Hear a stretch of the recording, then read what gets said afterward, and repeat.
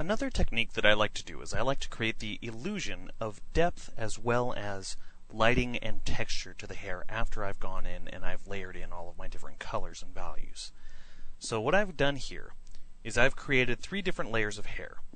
I've got a back layer, which is our darkest color, our midground hair, which is a little bit lighter, and our foreground hair, which includes our highlights. Now, what I would like to do first is I'd like to blur our backmost layer because it's a little bit too sharp, and since it's further away from the camera than our midground and foreground hair, it would be a little bit more out of focus than they would.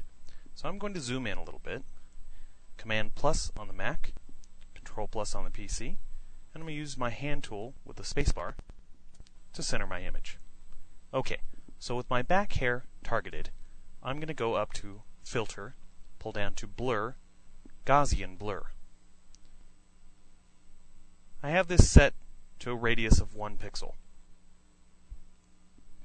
And I have my preview turned on so that we can see it instantly update in our image before we click OK. That looks pretty good, so let's click OK. Next, I'm going to adjust my midground hair. So I've targeted that layer, and I'll go back to Gaussian Blur. This time, I'll change the percentage to 0.5. So it's half again as much. And then we'll leave the foreground hair alone. Alright, the other thing that I like to do is add a little bit of noise to my hair just to break up the redundancy of the paintbrush and make it look a little bit more organic.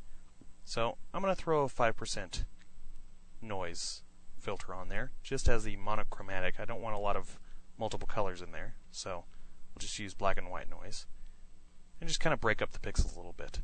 And I'll do the same for the midground and the foreground hair as well. That's a little bit strong on the foreground, so I'm going to go ahead and instead of undo, I'm going to fade, and I can dial in a percentage of how much I want to take back. And it will update dynamically in your image, so you can see just how much you want to pull back. Also, you can change the transfer mode to see how it's going to affect your image. So if I wanted to change this to multiply, you could see that it's actually changing the way that it's applying those pixels to my underlying image. I'm just going to leave it at normal and take it back about 45%. Okay. Now what I want to do is I want to establish a little bit of lighting. There is existing lighting in the image that is highlighting the left side of the face and putting the right side of the face in shadow. So I want to duplicate that in my hair. Now there are a lot of different ways that you could do this in Photoshop. I'm going to do a way that is non-destructive but can work for all of the layers of hair. So what I'm going to do is I'm going to hold down the Command key on the Mac or the Control key on the PC and hover over the icon of my foreground hair. As you can see, it's now made a selection of that area.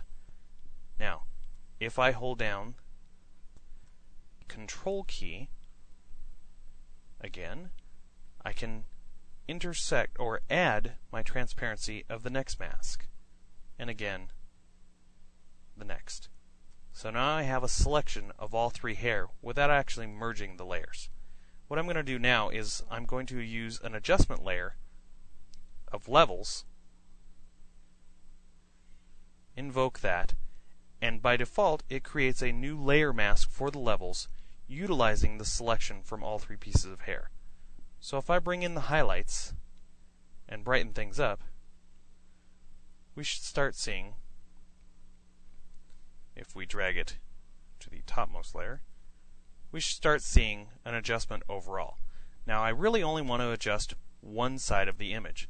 So what I'm going to do is, using the existing mask, I'm going to use my lasso tool and draw a rough selection for the left side of the face. If I then go and feather that mask, say about 50 pixels, and then invert it,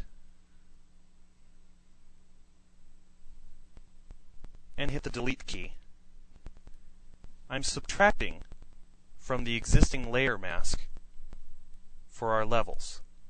So now I have a dynamic color correction for the left side of the head that is not applying to the right side. So the right side stays in shadow, while the left side now has highlights. And since this is a dynamic effect, I can go back and adjust it on the fly if it's a little bit too much. I can adjust the midtones and the highlights and the shadows separately to get a more convincing look.